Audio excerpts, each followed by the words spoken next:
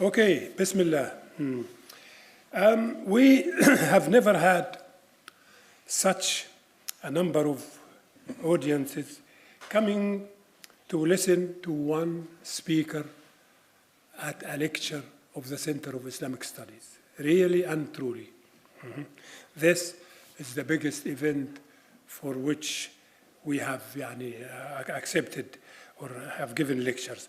Clearly, excuse me, Professor Jonathan Brown is a very special speaker, not just a distinguished speaker, but judging by the great number of you coming here, you yourselves testify that he is truly a distinguished speaker. I have great pleasure myself in introducing him to you to talk about his chosen subject of, is there justice outside of God's law, making sense of the boundaries of the Sharia and Islamic civilization. Professor Brown is clearly a very skillful man in selecting the titles of his subjects and formulating them to make them attractive and even intriguing. If I refer you to a few of the titles of his articles, you will see this. So there is one article titled, Is it easy, is Islam easy to understand or not? Very nice title. And then, even if it is not true, it is true. Another of his title. And did the Prophet say it or he did not? Again, another title. So we have here an eminent speaker who knows very well how to attract his audience. Now, Professor Jonathan Brown, since 2010, he has held the Prince Al-Walid bin Talal Chair for Chair of Islamic Civilization in Georgetown University in Washington, D.C. And since the paper got mixed while I was having my cake. Okay? I had them mixed while I was having my cake. Yes. Since 2015, he has been director of the Prince Al-Walid bin Talal again Center for the Muslim-Christian Understanding. Although he is quite young, he's definitely younger than me, though he is still quite young, he has an impressive list of publications, including 4 books. I will just give you the titles of one or two of them. You have Misquoting Muhammad. This is one book. This is One World publication, 2014. And then Muhammad, a very short introduction, Oxford University Press, 2010. Hadith, Muhammad's Legacy in the Medieval and Modern World, One World, 2009. And then Canonization of Bukhari and Muslim. Canonization of Bukhari and Muslim, if I can get my Muslim. Okay. In addition to these books, he has written 8 articles. I have already mentioned the title of some of them. He uses 8 languages. 8 languages. You have Arabic and South Arabian, and you have Turkish and Persian. This is from the Islamic side. Beginner Turkish. It says on my CV, beginner. Then you have Latin, French, English, and German. Reading, knowledge. And judging by his young age, we can expect that more will be added to this list. He is the editor of the Oxford Encyclopedia for Islam, Islam and Law, I think. Oxford Encyclopedia for Islam and Law. His specialization is the Hadith and Law. That's important. You see, hadith is very important for Islamic law. There are so many people who come to study Quran or write about the Quran. Like the field of Quranic studies is already crowded. But hadith is different. Hadith is an exacting science. It requires the exactitude of vigorous scholars, and Jonathan Brown is one of these. I am really pleased that he chose to write about hadith and Islamic law. But you have not come here to listen to me. You came to listen to him. So I hand you over to him. Thank you very much.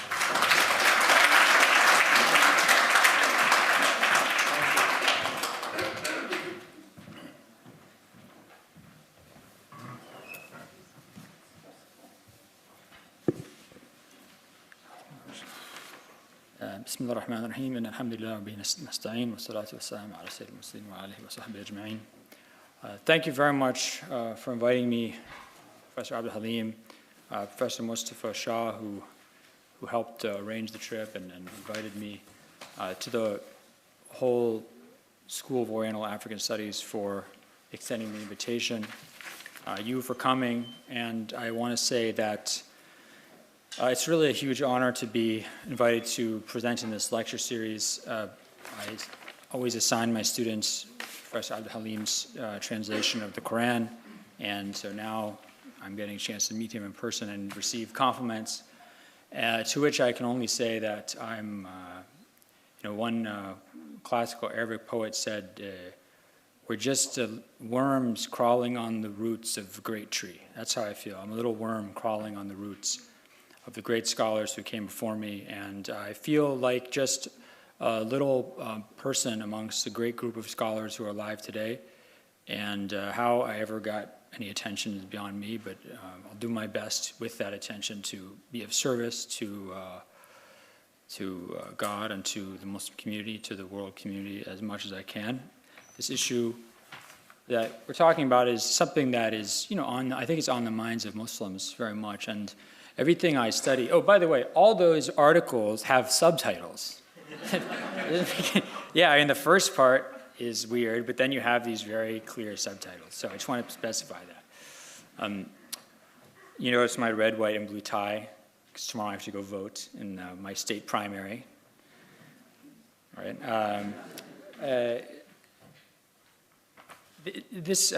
Everything I do and everything I study is really about my own interests, about questions I have as a Muslim, as an American.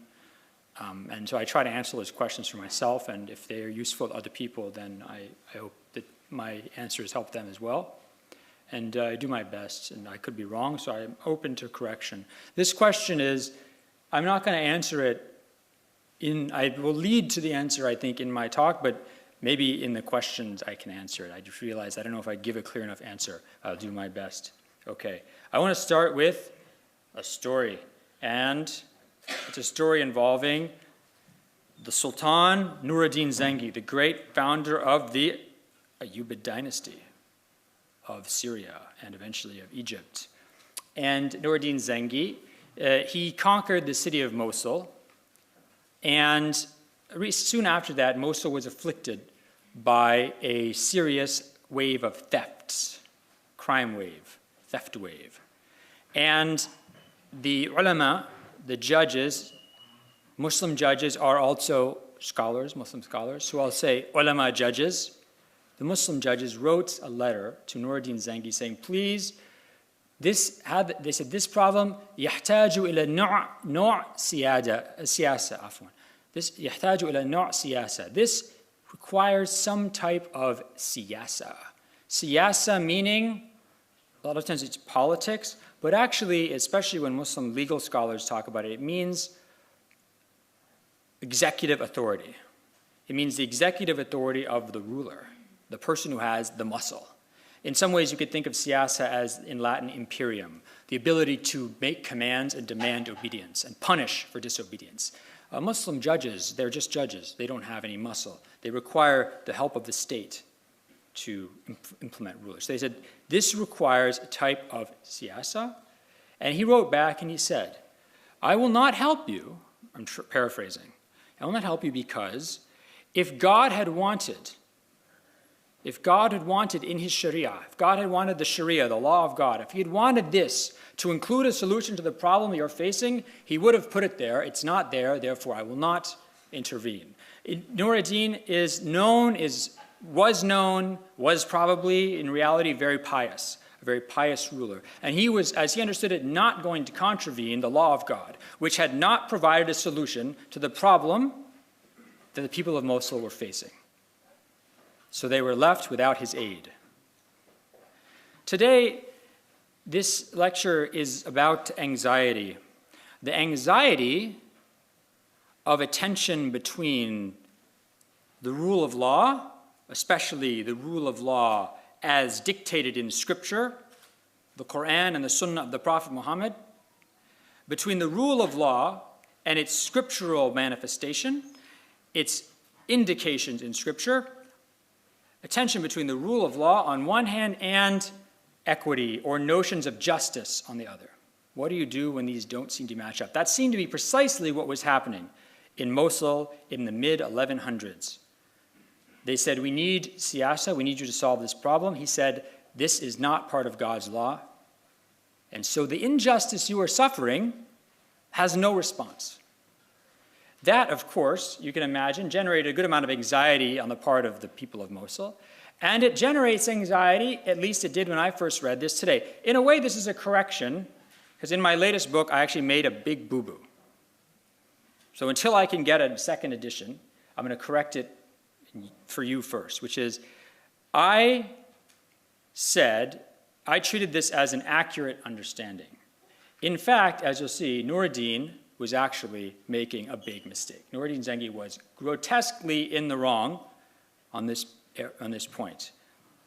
Why is that? Well, sorry, I should have had this point up. This is a crisis of justice that they're experiencing because the ulama, the scholars of Mosul, are saying people have what's called hukuk. Hukuk in Arabic is rights. Rights. Singular haq, plural hukuk. They have rights. They have right to security. They have right to property. They have the right to public order. These rights are not being preserved.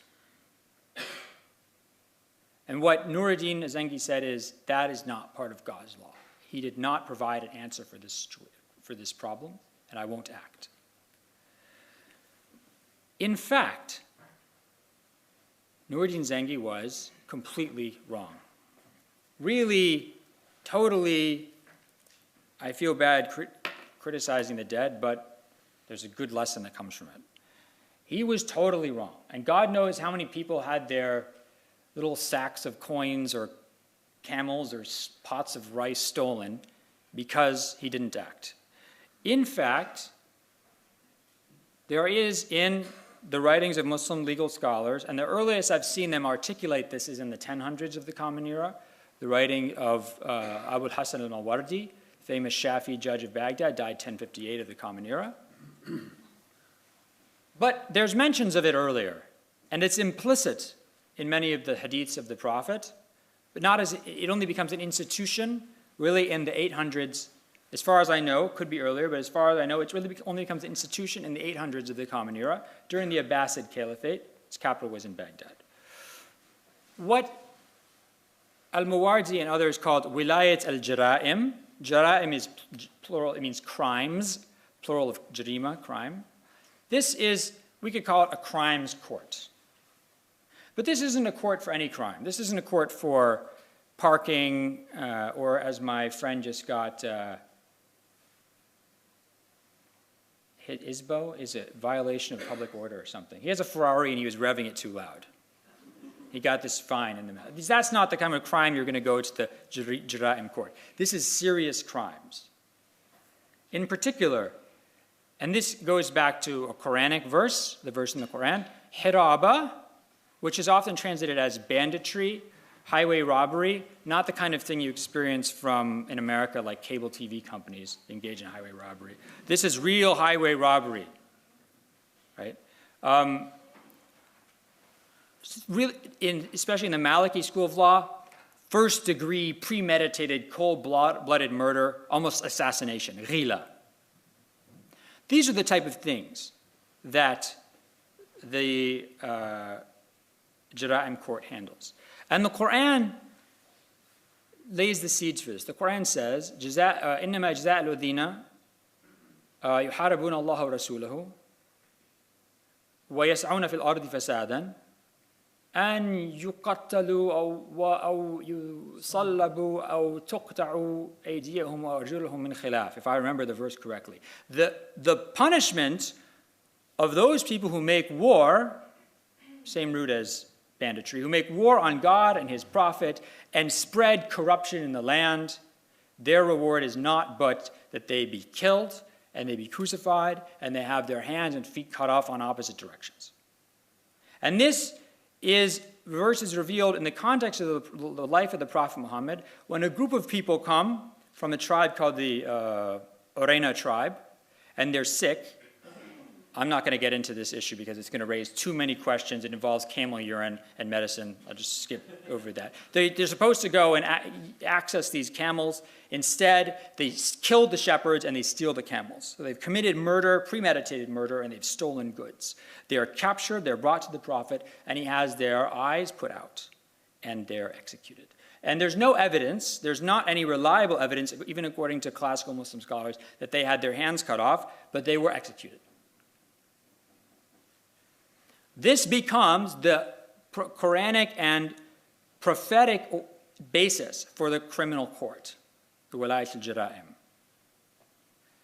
You note that, by the way, the Quran is verse 533.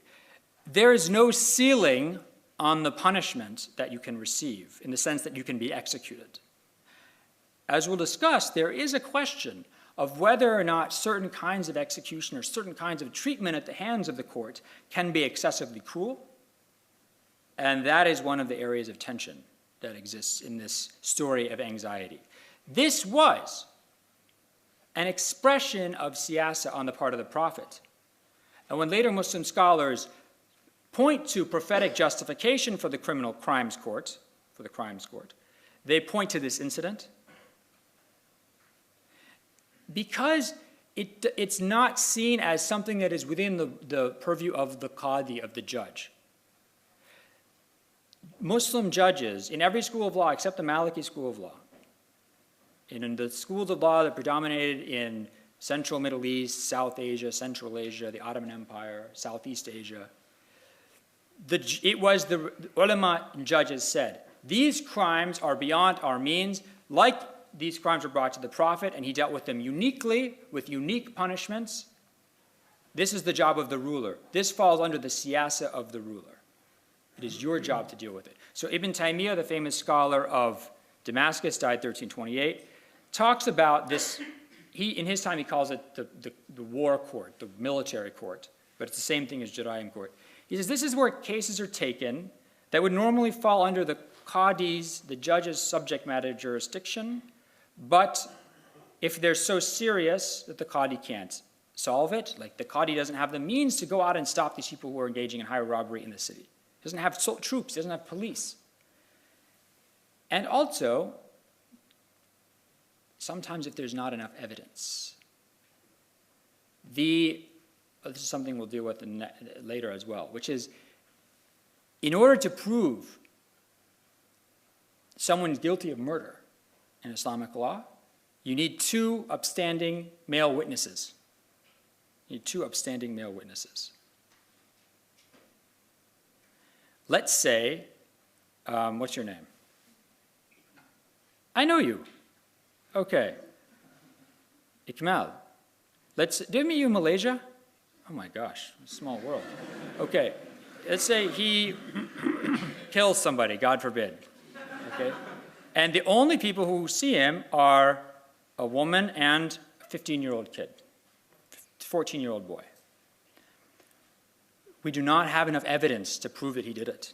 These people are not acceptable in evidence for murder trials in Islamic law. But in another instance in the life of the Prophet, there is a person is murdered. The body is found in one of the Jewish towns in the Hijaz. One of the Muslims is murdered. They don't know who did it.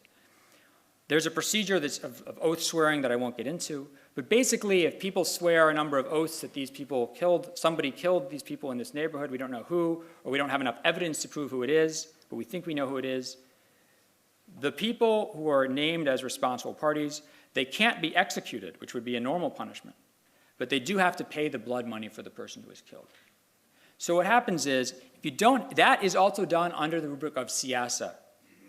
This is the siyasa of the ruler. He handles this. So for example, if this becomes the precedent for numerous cases, let's say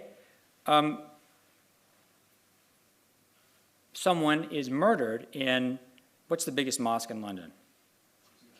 Regent's Park Mosque. Someone's murdered in the mosque, or right at the entranceway of the mosque. No one knows who did it. The ruler has to pay. He's responsible, or the state is responsible.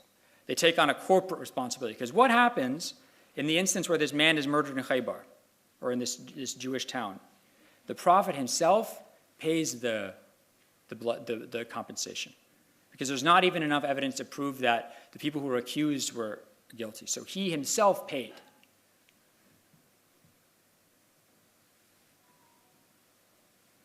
Okay.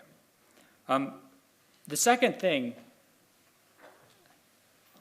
second story of anxiety that I will tell you involves a scholar from outside Shiraz in southern Iran. He is the last great Sunni scholar of Iran. He died right on the verge of the expansion of the Safavid dynasty, which conquered all of Iran, what's now historical Iran, and in fact more than Iran, and converted the country to Shiism. Before that, you had majority Sunni population. Jalaluddin Davani of Shiraz, leading Shafi scholar of law, Ash'ari theologian, and an intimate courtier of the Akkuyunlu Turkic dynasty, which ruled parts of Iran and Iraq at the same time. The Akkuyunlu, the white sheep nomads. These were really your Turkic warlord, your big, gruff, giant lamb leg eating, not showering a lot, not so sophisticated Turkic warlord. They ruled southern Iran, and he was a loyal servant of the dynasty. He writes a very interesting treatise. This treatise is in Persian, and this book that I'm writing now, part of it is editing that text and translating it. He writes a treatise on something called mazalim, or mazalim for you South Asian friends of mine, mazalim, or Persian friends of mine, or Egyptian friends of mine. Mazalim. Mazalim means wrongs or grievances. The mazalim is, you could translate it as a tribunal of wrongs or tribunal of grievances. This goes back to the ancient Near East. The idea that the ruler, whether it's the Roman emperor or the Persian emperor, is the ruler who is the ultimate guarantor of justice in the land. It's the ruler who must make sure that justice is done for his subjects. You could also see this, it's easy to imagine, in the Arab tradition, let's say nomads in pre-Islamic Arabia. Someone, even today, let's say in Saudi Arabia, they actually have a madhalim court in Saudi Arabia, and you can go, ultimately, in theory, all the way to the king and say, I've been done wrong. One of your, let's say, and this isn't just, I'm not talking about Saudi Arabia, but anywhere, it's one of your tax collectors took too much money from me. One of your soldiers came and ran over my sheep with his horse. Or this judge ruled on my case and the ruling was unfair. Or what happens later on is it's also conflated with things like the crimes court. So for Davani, the Madhalim court is also the crimes court. It's a place where siyasa happens. It's a place where the ruler or wherever the ruler's representative is can give you justice. What's the difference between a Madhalim court and a Jarayim or a crimes court and the regular court of a Muslim judge, the Qadi court? What's the difference? The difference is that, for example, the Muslim judge, for the most part, and there's a lot of debate about this, but for the most part, and at least in the understanding of people like Davani and others, The Muslim judge has to rule by his own school of law. So if he's a Shafi, he has to rule by the Shafi school. If he's a Maliki, he has to rule by the Maliki school. If he's a Hanafi, he has to rule by the Hanafi school. The judge has restrictions on him that prevents him from pursuing his own agendas. So, for many Muslim schools of law, the judge cannot rule based on his own knowledge. So let's say, Ikmal, to use you again, I see Ikmal outside, and he has got a gigantic bottle of Beefeater gin, and he's just chugging it. God forbid, Ikmal would never do that. I'm the judge. Someone brings Ikmal to court and says, Ikmal has been drinking intoxicants. But we don't have any witnesses, only one witness. It's insufficient. I saw him do it with my own eyes. According to many schools of law in Islam, I can't rule against him. Why? Because the fear is that, what's to stop me from just saying, Omar gave me this nice book. He's a very nice young man. But he's not quite nice enough because there wasn't a big fat wad of pound notes in here. So I bring him into my court and say, I saw you do this, I'm going to convict you of a crime.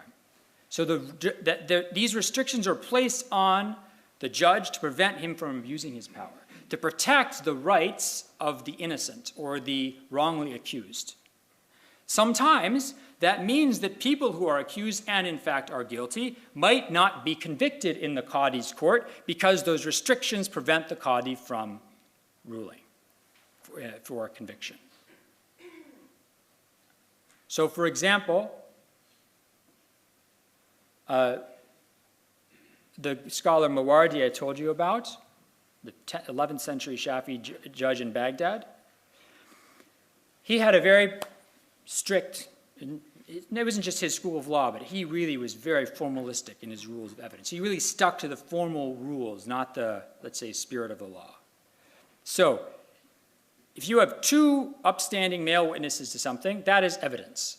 If the the opponent, the defendant, let's say, does not have two upstanding male witnesses, if he only has an oath or not enough evidence, the people with two upstanding male witnesses win. He is in a debate with people from the Maliki school of law. They say, if you have 100 witnesses, all of them upstanding, reliable people on one side, and 2 witnesses on the other side, obviously the 100 people beat the 2 people. I mean, everybody would know that. You would sit there and be like, obviously they're telling the truth. Mawardi says no. 2 people is like 100 people. God gave us these rules. I don't care what makes your heart feel more rest with one side or the other, what's more convincing to you. These are the rules from God. The people in the Maliki school said, if there's a dispute between a married couple and they want to get divorced, the husband says, we never consummated the marriage, we never had sex. That means he only has to pay half the dowry back. He only has to give her half the dowry, he doesn't have to pay the full dowry. If they have sex, he has to pay the full dowry. How are you going to have evidence of this? Their words, there's no witnesses, at least we hope not. Right? There's no witnesses. In the Shafi school, the assumption, again, sort of formalistic. We know for sure before the marriage they hadn't had sex, and we have no evidence to prove that they had sex. Therefore, the default is to what happened before. The man only owes half the dowry. The Malikis, people from the Maliki school arguing with Mawardi said, that's absolute nonsense. These couples have been married for a year. Everybody knows what people do when they're married. The safest assumption is that they had sex. It's unfair. You're robbing this woman of her haq, of her rights, if you don't go on the assumption that they had sex. Again, Mawardi says, we have the rules of evidence, they're very clear. What you think makes sense doesn't matter.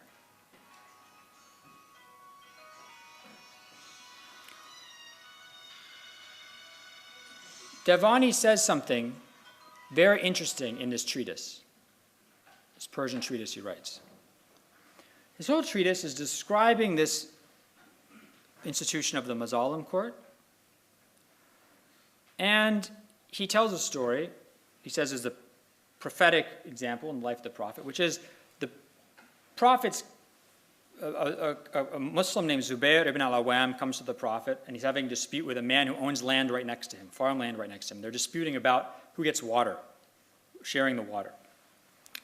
The prophet says, okay, Zubair, take enough water and a certain amount of water, and then let it go to this guy. And the man says, oh, prophet of God, you're ruling on his behalf because he's your cousin, or yeah, he's one of your cousins, one of your relatives. The prophet gets angry and he says, now take twice as much water.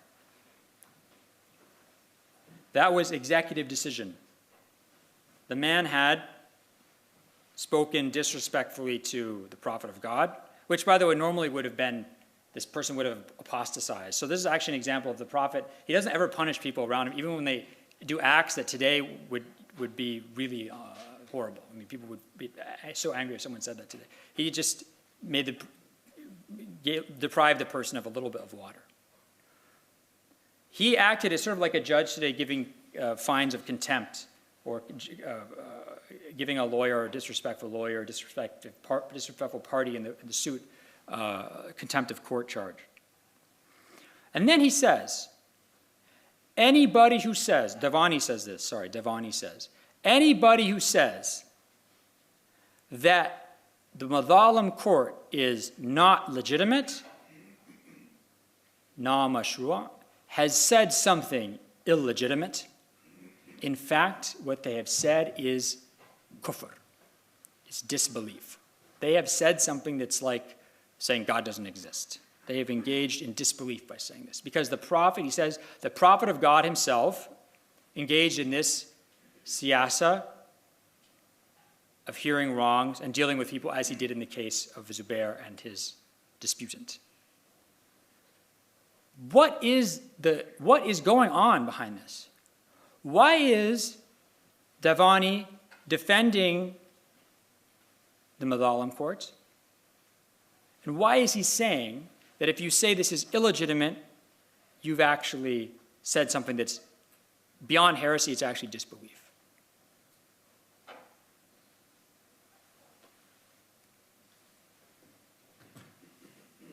I'll explain to you what I think the reasons are. And it's the same reason, or similar reason, to why Nuruddin Zengi misunderstood what his duties, his Sharia duties, were as a ruler. When people talk about the Sharia, Muslims talk about the Sharia, oftentimes they're thinking about the Qadi's law. The Qadi is the judge, the Muslim judge, the normal Muslim judge.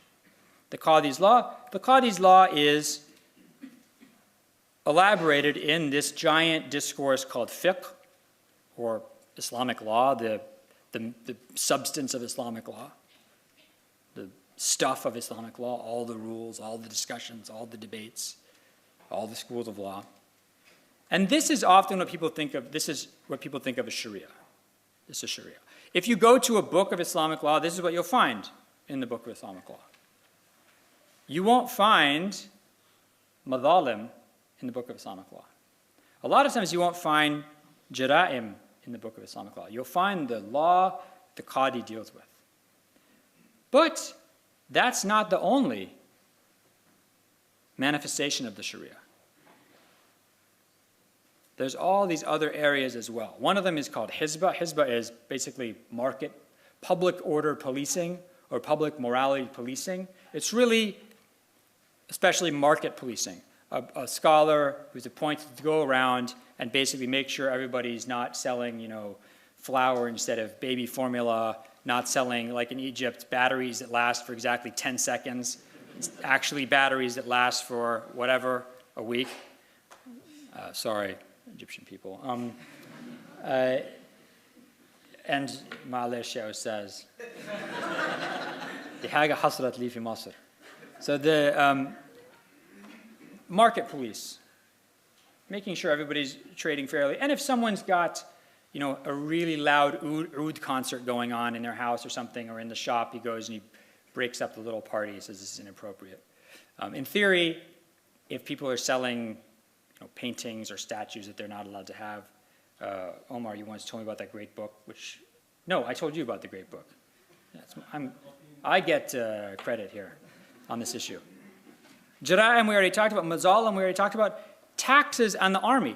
Ulama, Muslim scholars, Muslim legal scholars, always acknowledged that things like taxation and the organization of the army, this is all the ruler's job. This is all siyasa. Muslim scholars have no impact. As long as the ruler isn't putting, taking half your money in taxes or something like that. As long as it's not exorbitant, then this is the job of the ruler. Also, today things like traffic signs, speed limits, administrative law, this would all fall under this category. Things that ulama always said, this is the job of the ruler. Now, that doesn't mean that there's no fiqh on these things. The rules of Hizbah come from jurists. They also come up with this fiqh. Muslim scholars come up with this fiqh. So the fact that, let's say, producing little statues of Pharaoh and selling them in Khan al-Khalili, this would be technically against Islamic law because Muslims aren't supposed to manufacture and buy and sell statues, right? So in theory, the person doing Hizbah would say, okay, these statues got to go. Sorry. The jara'im and the madhalim in taxation, they also have a little bit of fiqh, a small layer of, because people have basic rights. They have their basic hukuk in the Sharia. So I said before that in the madhalim court, in the jara'im court, the crimes court, the judge isn't constrained by madhabs. He can go pick whatever madhab. Actually, I don't think I finished that sentence. That's really unfortunate. That's one of the features of the jara'im and madhalim is that the judge does not have to follow any madhab, any school of law. They can pick and choose from different madhabs based on what is best, what they think is best. So in let's say the Maliki school of law, you have much more flexibility on judging who's a reliable witness or which side in a dispute has more compelling evidence. So the judge can take the Maliki school of law instead of the Shafi'i school of law, which we discussed is more formalistic. But you can't do something that is unacceptable in all the schools of law. You can't just bring somebody in. Somebody says, this guy stole my car. I said, okay, I'm going to have you beaten and take $50 from you, I'm going to take your car and give it to this guy. You can't just do that. You have to have some evidence. People have a basic right to property. They have a basic right to due process. So there are basic rights that are preserved, and these rights are articulated by the Muslim jurists in the same fiqh discourse that you see that makes up the Qadi's law. But jurists don't talk about what level of taxation is okay. Sometimes they do. But in general, they would say that the ruler is the ruler's prerogative. They don't talk about how the army should be run. This is the ruler's prerogative. If someone says that, let's say, one of the Ottoman sultans had a question, which is, I want to exchange a large number of Christian prisoners that I have for a small number of Muslim prisoners. He went and asked his scholars, and they said, this is acceptable. This is acceptable within the different schools of law. Someone thinks this is okay, so you can do this. So there's still some reference to fiqh, but it's generally up to the tremendous amount of discretion to the ruler.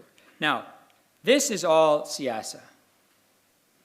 But, as I said before, oftentimes when people think about Sharia, they think about what you find in a book of fiqh or Islamic law, and you don't find any of this stuff. No jara'im, no madhalim, no taxation, very little hizbah things will you find in a book of fiqh. But, in reality, this is the Sharia. And this is what Davani was saying. If you say that madhalim is not the Sharia, you have made a mistake. You've made a grave mistake. Because without the jara'im, without the madhalim, without the hizbah, we cannot protect the rights of people. The people in Mosul had a right to be safe from thieves because the Sharia guarantees the right of property. Some of the examples that Davani gives in his treatise that he saw when he was in charge of the Mazalim courts in Shiraz were people who had been murdered and there was no witnesses. They find a body and they don't know, they suspect somebody did it, but they can't do anything about it. So they brought the people in and they interrogated them and they confessed. These things you couldn't do in a normal Qadi court. People who are murdered, their families have a right for justice. And if you don't accept these other parts as part of the Sharia, you don't accept siyasa, you are robbing people of their Sharia rights. These are part of the Sharia. So this is one of the sources of siyasa, which is that people think that this is the Sharia, whereas in reality, this is the Sharia. Why might there be so much anxiety? I just gave you one example, which is people have a misunderstanding of the nature of the Sharia, but that's not what's happening with people like Nuruddin Azengi and Davani in his very serious statements. There's more going on than just this misunderstanding. One, and this is very important, after 1250, when the Mongols invade the Middle East, 1258, they sack Baghdad. And from that point on, well, first you have the Ilkhanid Mongol dynasty, then it breaks up and you have things like the dynasty of Tamerlane, which is also a Mongol dynasty, and you have the Akkayunlu and the Korakayunlu, and then the Ottomans were also a Turkic dynasty. From that point on, the legacy of the Mongols is part of the Muslim world, at least the Eastern Muslim lands. What is that legacy? Before the Mongols came, there was no Muslim ruler who felt that he had some justification to rule that went beyond the will of Allah, the Muslim conception of God, and the Sharia. The Mongols originally, they converted to Islam after the late 1200s, the early 1300s. The Mongols who ruled the Muslim world all became Muslim. But they didn't conquer the Middle East because of Islam. They conquered the Middle East because of the great sky god who had given the right of universal empire to the golden family of Genghis Khan. And it was descent from Genghis Khan, the dynasty of Genghis Khan, that had its own power, its own legitimacy. Never before had this been seen in the Muslim world. An alternative notion of legitimacy, outside, totally outside of Islam. And even after they became Muslim, for example, Tamerlane, everybody knows of him, died 1405, the undefeated, many-time Oscar winner of Turkic Conqueror of the Year awards, undefeated, conquered India, Central Asia, defeated the Ottomans, everybody. His descendants, even though he was technically Muslim, his descendants were Muslim, they didn't rule by the Sharia. They ruled by what's called the Torah, not the Jewish Torah. Torah is his family's version of the Mongol law. And it was applied in what's called Yarhu courts. Don't worry about how you spell that. They applied Mongol law. It didn't have almost no rules for witnesses, almost no rules of evidence. You could have people executed on the spot, no due process, immediate seizure of property. And it was only under the son of Tamerlane, a guy named Shah Rukh, not the famous actor, but that's who he's named after, Shah Rukh, who in 1411, he abolishes these Yarhu courts. And he says only the Sharia will rule. We'll only rule by the Sharia. But there's this incredible anxiety amongst Muslim scholars from that point on. And this Turkic Mongol legacy goes all the way into the Mamluk realm of Egypt and Syria. And this huge anxiety that Muslim scholars have about the idea that people, even if they're Muslim rulers are actually ruling with some other notion of law, some other notion of law that's outside of Islam.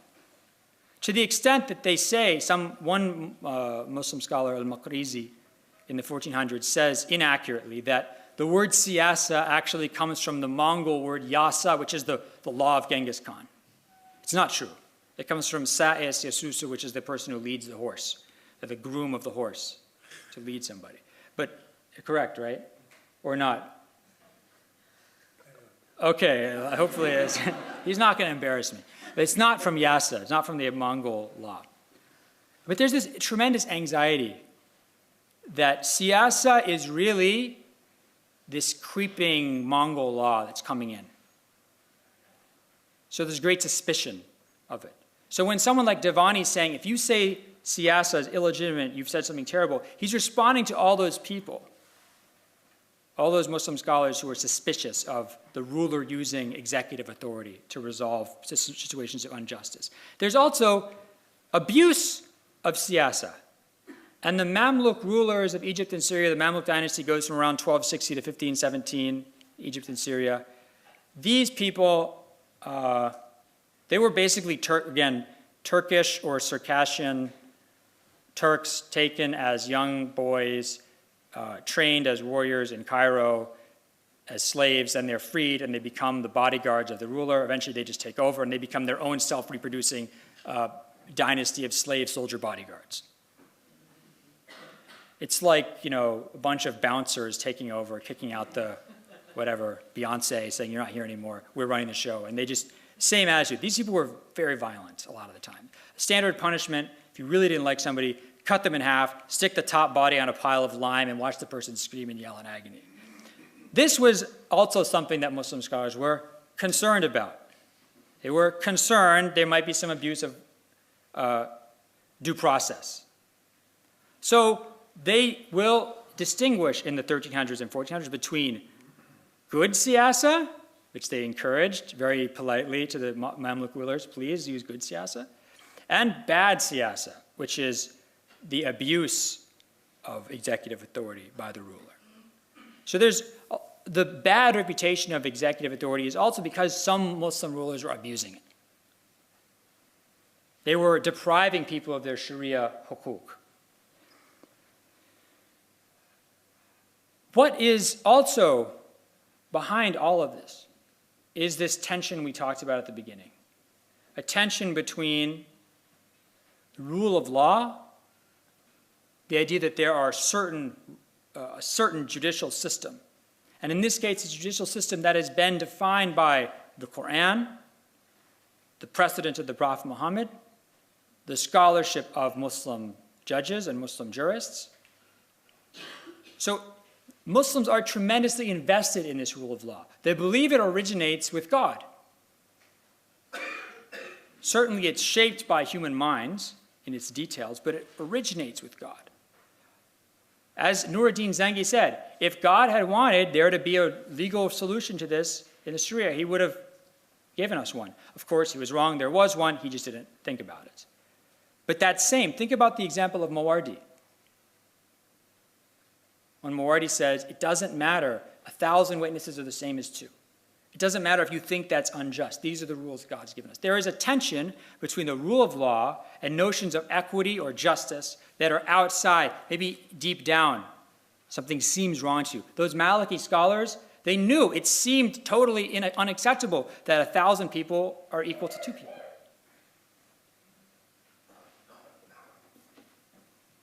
What are these?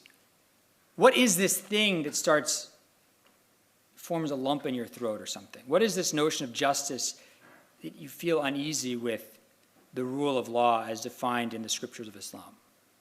Where does it come from? Part of it is just your local culture. So, for example, people in Europe think it's something wrong with women wearing headscarves, putting headscarves on their head.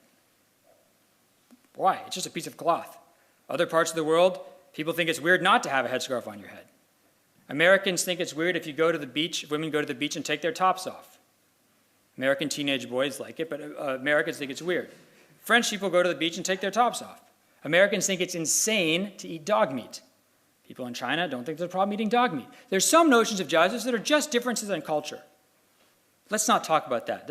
What else is going on? There's this notion of adl in Islam, in Arabic. Adl is evenness, equity. Adl is when the 2 halves of the camel load are equal. Things are fair. There's notion of what's called the aslah, what is best in the best interest or for the good of somebody. This is also the word maslaha. So, for example, what is the difference between the judge in a madhalim court and the qadi is the madhalim judge can rule, can pick from whatever madhab, whatever school of law he wants in order to get the aslah result, in order to get the best interest result, maximize the good. The qadi, in theory, can't do that.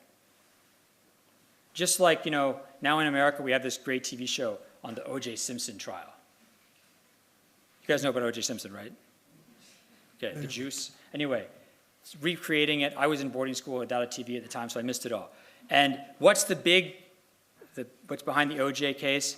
Everybody knows he did it, but he wasn't convicted. Very good. Justice was not done. Or according to the African American community, black people had been suffering for too long at the hands of the LAPD, and it was about time that one of them got away with it, just like all the white people get away with it. Justice was not done on both sides. We see this all the time in movies when the system fails. You have to stick by the rules of the system, but sometimes the system fails. The Madhalam court can rectify that situation. All of these things, one of them is called takhayyur. Takhayyur is when the judge can pick between different schools of law. Darura is necessity.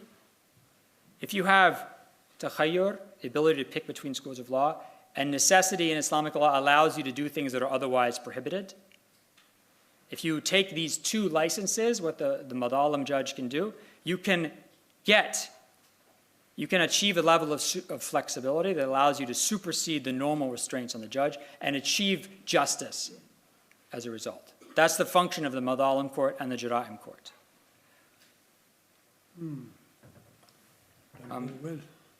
Yeah, I know I'm almost out of time. I just wanted to briefly discuss, one more thing. So what are the possible responses we've seen that Muslim scholars had to this tension between rule of law in Scripture and senses of justice or equity outside of Scripture? One of them was to respond as Mawardi did, that say, look, your sense of justice doesn't mean anything. I know you think this is unfair, but these are the formal rules that govern the judge's behavior. This is what we follow.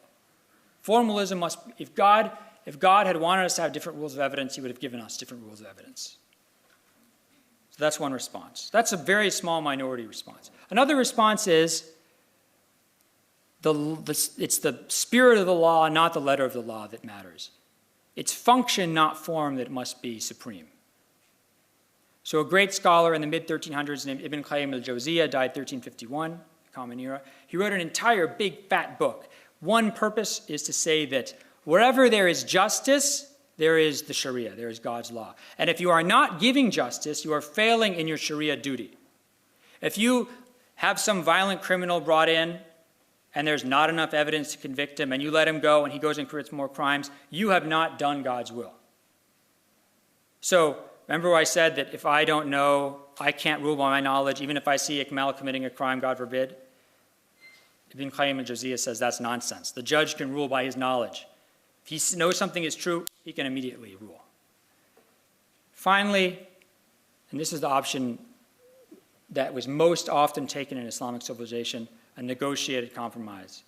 One would be that you relax the rules temporarily. This is done, for example, after the 1300s in the Maliki school of law, in the Hanafi school of law, which is you say, let's say normally we only accept upstanding witnesses with good characters. It's very hard to be an upstanding witness in Islamic law. You have to pray your extra prayers. Not only do you have to pray all the 5 daily prayers, if you don't do the extra prayers regularly, you're not an upstanding witness. You're never going to no one's going to get married. No one's going to get committed to any crime. They say, because the conditions of our time are so deteriorated from the past, we will drop these requirements. This is necessity, darura, and this allows us to do this. We have to do this to maintain justice. The other one is you create alternative venues, like the Madhalam court, like the Jara'im court, where these rules are relaxed, and it's the ruler's executive authority that makes the decision to guarantee justice. Thanks very much. Exactly 45 minutes. Very good.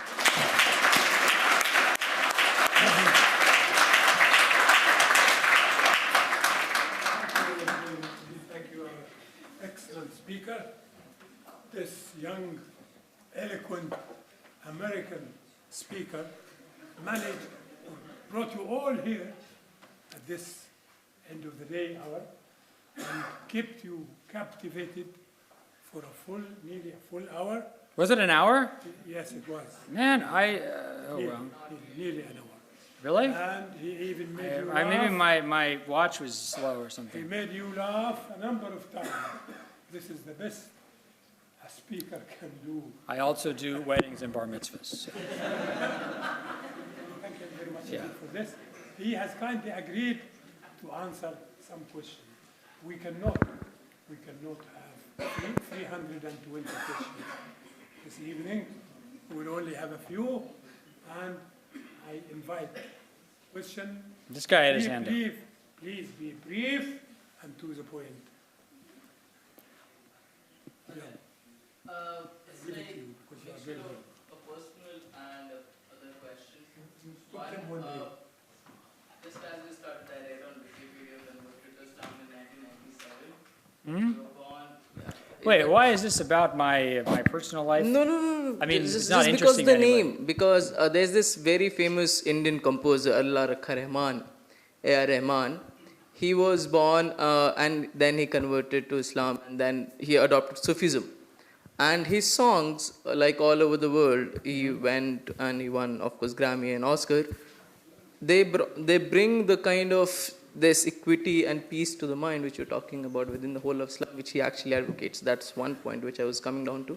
Secondly, as a student of Islamic law and human rights, our Professor Masood Badrin also always talks about that either we can adopt a harmonistic approach or we can adopt a contrarian approach. Haroon's Harmonistic approach as... harmonistic approach. Yes, Yeah.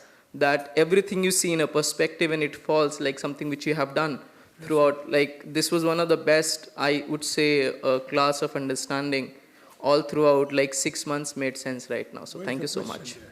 The question So, which I was mean, just... I understand the questions, I think. One, Sufism is great. I like Qawwali as much as the next guy. But you can't run a country with Sufism or, well, actually the Safavids did, but I mean, it doesn't work very, you have to have, people got to have courts, you got to bring people who would park their car illegally, you got to do something about it, right? So Sufism is wonderful, but it's not a profession. I mean, it's not a legal system. Although there's all sorts of fascinating questions in the intersection between mysticism and law. For example, what happens if I mystically transported by God to Mecca, I come back, but I'm 5 minutes late for my class? Or what happens if someone dies, God brings them back to life, but their inheritance has already been, their estate has already been distributed? Violations of the miracles do not influence law.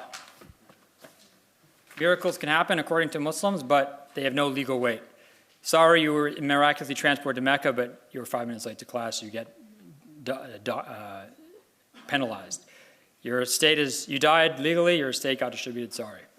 Okay, the second question about human rights, and I think it's an interesting question because I talk so much about hukuk, and that's the translation of human rights in Arabic is hukuk al-insan, rights of man, rights of human beings. There's a big difference because in the Sharia, the Quran doesn't say what these hukuk are, these rights are. The Sunnah of the Prophet does not say what these rights are. These are abstracted, inducted by Muslim scholars over the first 3 or 4 centuries of Islamic law. And until you get really articulate, discrete discussions of this in the 1000s of the Common Era, as early as I've seen it, but maybe there's earlier, I'm happy to be corrected. And they talk about the 5 basic things that have to be protected in the Sharia. The right to property, right to life, right to reason, right to religion, right to family. Yeah. These are different from like what we would think about. Right to religion doesn't necessarily, doesn't mean you can get up and say, as a Muslim, get up and say, Islam's a terrible religion, Muslims should all, that is not going to be good, it's not going to be allowed by Muslim scholars. Doesn't mean total freedom of religion, but what it means is religion has to be protected. In this case, Islam has to be protected against open acts of heresy and things like that. But also Jewish people who are living under Muslim law, Christian people under Muslim law, they have right, their religions are also protected. Muslim scholars have to protect them. Muslim rulers have to protect them. The difference between this and human rights is that these are not expandable infinitely. So, for example, a lot of people today believe that the right to engage in relationships, sexual relationships or marital relationships with people of the same sex, it should be a human right, and regimes or states that don't allow that should be seen as in violation of human rights. Most Muslim scholars would not accept that as a human right. There could come a time when free refills at restaurants is a human right. I mean, in theory, someone could say this is a human right, and if everybody agrees it's a human right, then countries that don't provide free refills at restaurants would be a violation of human rights. So the point is that for Muslims, for Muslim jurists, this list is not infinitely expandable, and it's not subject to democratic or consensus building.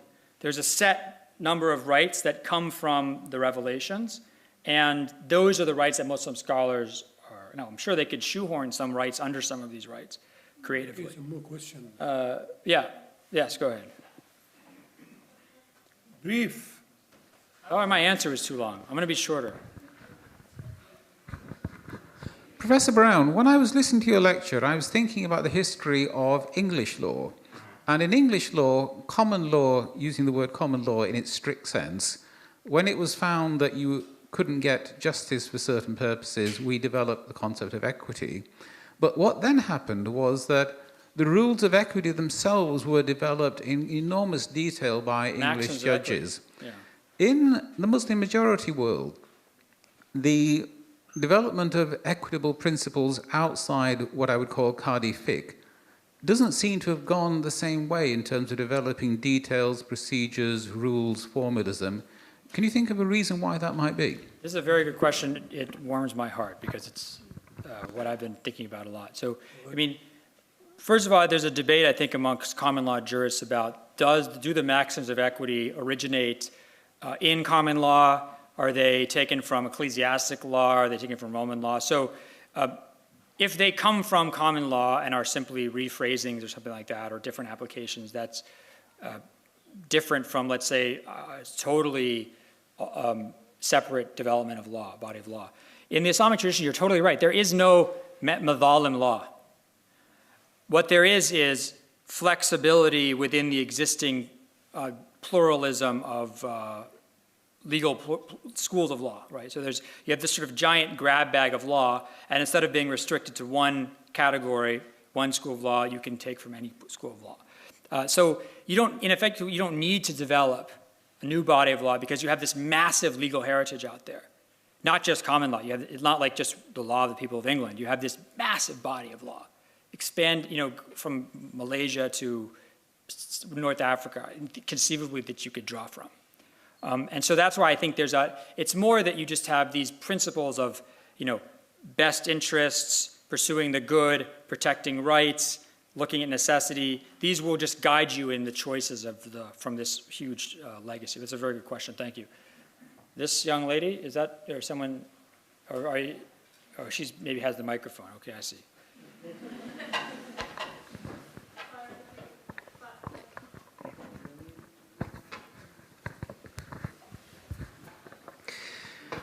Assalamu alaikum, thank you for your lecture. Just in terms of the last slide in your presentation, there were a couple of questions I wanted to address to yourself. Firstly, when you referred to formalism, could you draw an analogy or comparison between that formalism and the formalism that existed within England in the time of Jeremy Bentham, when there was a whole concept of formalism as well? How would you compare the two, compare and contrast? I mean, you have like really, Yeah, and just secondly, in terms of the second function, which was functional, when you mentioned scholars like Ibn al-Qayyim, etc., was it their position, because of his theological stance on tahsin and taqbih, that was more or less, he was trying to get to the underlying function, but saying you have to be equally true to the letter and the spirit at the same time? Yeah. So this is two excellent questions. When I talk about formalism, so legal formalism, when lawyers use the word formalism, it's always a bad word. Formalists are people who don't think sophisticatedly enough about the issue. At least it's not the way you want them to think. But formalism is important because if you don't have a consistent application of law, it means people get treated. Everybody needs to know they're going to go to court and get treated the same as everyone else. There needs to be predictable law. Otherwise, companies don't know if they can sell cars to Iran because they don't know if they're going to get prosecuted. So you need to have formalism for consistency and for predictability of results. That's how one of the ways you measure rule of law is predictability of outcome. Common law was just chock full of questionable, we had it too, so questionable formalism, the time of Jeremy Bentham in the early 1800s. Things like, if you have a tort claim between two individuals, so I run into Professor Mathroudi's car in the middle of nowhere, there's no witnesses except both of us. Neither of us can be witnesses in the case because we're both interested parties. We can't testify.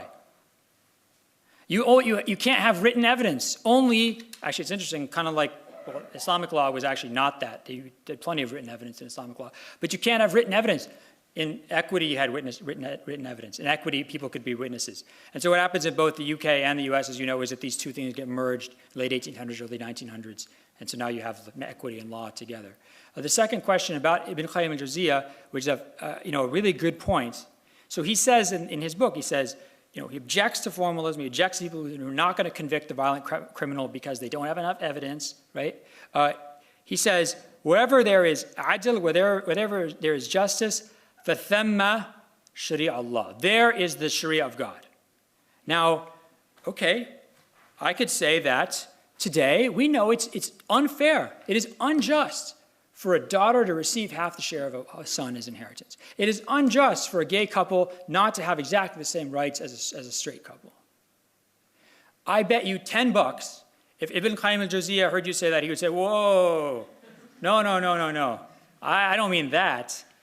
But the problem is if you take just that motto he starts out with, and you apply it without constraint, you'll get a completely conventional notion of justice that's not rooted in any revelatory constraints, but is just based on local custom and developing culture, which a lot of people are fine with.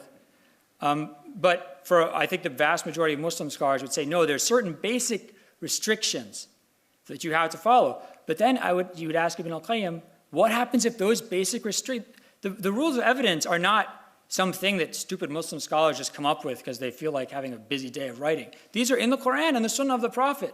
How much clearer can you get? By what right do you overturn these? So this is the tension that's created in his claim is that you can't just go for formalism. You also have to, for functionalism. There's also formal constraints, and then you're just drawing a line between the two, and then it's a matter of where you draw the line. Ibn Nuruddin Zengi drew a line. It was in the wrong place. Other people drew a line. It was in the wrong place. People are going to disagree about where that line should be between these two poles of formalism and functionalism.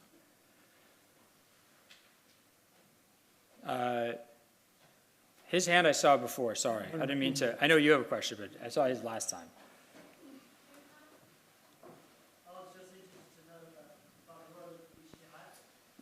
Yeah.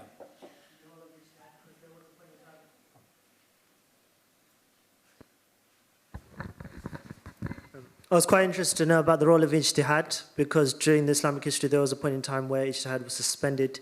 And was that maybe one of the factors why in the cases that you cited, Nuruddin Zinki might have taken a more kind of puritanical view as opposed to being more kind of adaptable and flexible in his outlook, and then adapting to a new scenario based on the text that was already out there? Good actually, sorry, bad question. Was it bad? We have a bad question, folks. I don't mean to. This is something that's been discussed a lot by scholars in Islamic studies, history of Islamic law. So this idea that there's a closing at the gate of ijtihad, this comes from, in the 1600s, some Ottoman scholars use this phrase.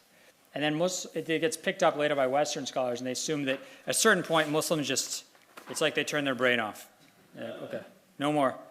They're always, look, first of all, gunpowder didn't exist at the time of the Prophet. Tobacco didn't exist at the time of the Prophet in the Eurasian world. Cell phones didn't exist. Muslim scholars have been making rules about this stuff looking back, so they're always doing ijtihad. They're always doing interpretation. But the difference is, what they meant is you don't have creation of new schools of law, and arguably in the Hanafi school of law, because they're pretty strict, they don't want you going outside the established authorities in the school of law. You have to pick one of their opinions. If you have a new issue, you can come up with a ruling for it, but for existing issues, you can't come up with any new answers. So it's not so much about the end of interpretation, because interpretation never stops, because new situations are always arising. And new situations cause us to reevaluate old rulings, because maybe necessity has created a new situation, the desire for achieving some social good leads us to take a different ruling. But the idea that the door of ijtihad is closed is more an attempt of Muslim scholars after the 1300s to limit unlimited expansion of the number of rulings. Very good. Yes, the gentleman with the glasses that I met earlier. One or two more. Sorry. One or two more. Too many long answers. Keep it short. Thank you very much for your lecture, Professor Brown. I read recently a very, very good article by George Harani, who did a Quranic analysis that made a case he thought for the Mu'tazilite position being the correct Quranic one, which was to say that the Quran presupposed an ethic of natural justice, Otherwise, the ideas of justice that the Quran's introduced to the pagan Meccans wouldn't have made any sense to them at all, because they had to have some sort of presupposed idea of what justice was in the first place. So would you tend to agree with that position, that the Quran presupposes some idea of natural justice that presupposes divine law? That's an interesting question. I think that the Quran uses words like adl, which we talked about as sort of evenness, equity, qist, again, even scales. And then the Quran talks about ma'ruf, what is known to be right, according to conventional understandings of right. So it's ma'ruf, for example, that I tip the waiter 20% in America, but I don't know what it is in England. So that's ma'ruf, urf. None of those are substantially consistent, essential notions of justice, right? They're either relational or they're conventional.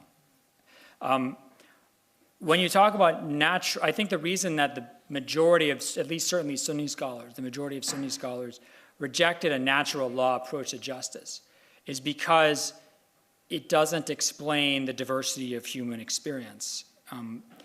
Why is it that, I had to use this example earlier, why is it if you give an American a plate of dog meat, this person will throw up.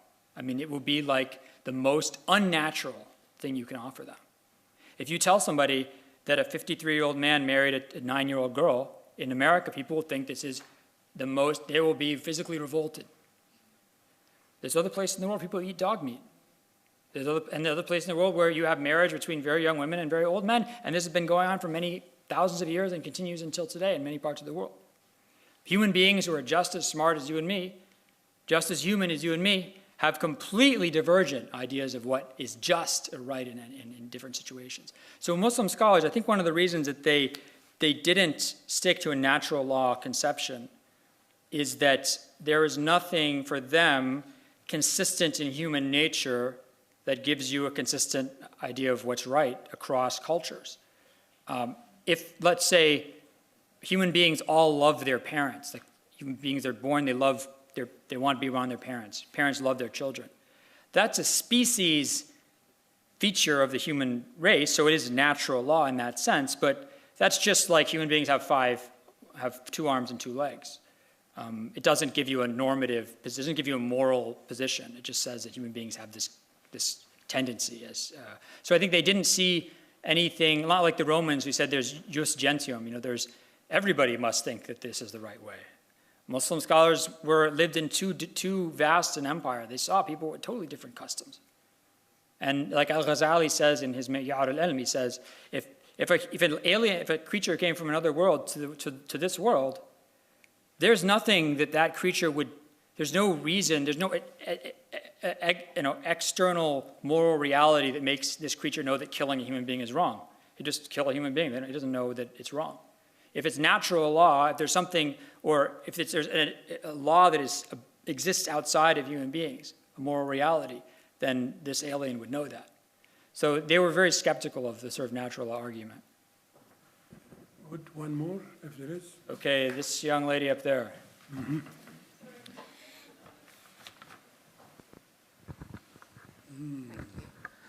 Just picking up on your point about women not being reliable witnesses in Islamic law, I just wanted to know the reasoning behind that and whether that stance is still applicable today. So I'll give you my opinion. The 4 Sunni schools of law would all say that women have, so in the Shafi school of law, they're only allowed as witnesses in cases of contracts and wealth and property and things like that. And in situations when there's no, like in child's birth or a crime committed in the woman's locker room, there's no men there. So they are acceptable witnesses there. Based on the Quranic verse that tells you that if you're going to write a debt or a contract, that you should bring 2 men as witnesses or 1 man and 2 women, because if one woman forgets, the other one will remind her. Now, the Shafis say this is the only situation in which you can have women witnesses. The Hanafi school of law says, no. Women can be witnesses, except they're always half the value of a male witness in any area of law, except hudud law, which we don't want to get into, and capital crime law like murder. which we, again, don't want to get into. But, so there's different approaches. One is sort of sees women witnesses as an exception, the other one sees it as a rule, excluded in certain exceptions. But all of them see, in the vast majority of cases, that women are half the value of a man as a witness.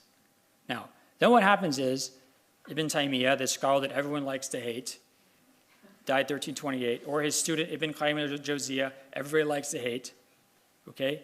These evil, conservative Hanbali scholars, I'm Hanbali myself, right? They come along and they say, what the heck is, where did you get this?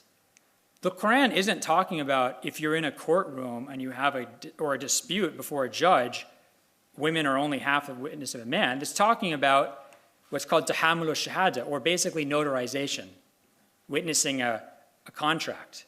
That's not being a witness in a court, that's bearing witness to a contract. And what they say is that notions of what makes a witness reliable as a notary are based on culture. So in America, you have certain requirements that, let's say, a notary public has to meet in order to be the guy who comes to your house and stamps your mortgage app, you're buying a house or something like that. You know, he has to have a little stamp, and he has to have the right, know how to fill in the forms. He has to pass certain tests. These are conventional, determined by every culture. It happened to be at the Arabs at the time of the Prophet didn't think that women were sophisticated enough in terms of commerce and debt to remember what the man was going to remember. But they said this has no effect on bearing testimony or bearing witness in a court. The Quran doesn't even talk about that. So they said, what's the difference between a man and a woman in a courtroom? They're just seeing what they saw, or they're testifying to what they know to be true. If they're a reliable, upstanding person, it shouldn't matter if they're a man or a woman. So their ruling, which is unique, is the ruling that I take as it's very well reasoned. They point out that the evidence that Muslim scholars had relied on was not, in fact, pertinent to the question they were ruling on. Thanks very much. Apparently, I've run out of time. Well, there is a kind of question that would take all night to answer. I'm glad you didn't ask such a question. But I'm sure you will agree with me that we have been well and truly rewarded for coming to hear this lecture. And we all thank our speaker. Thank you for inviting me.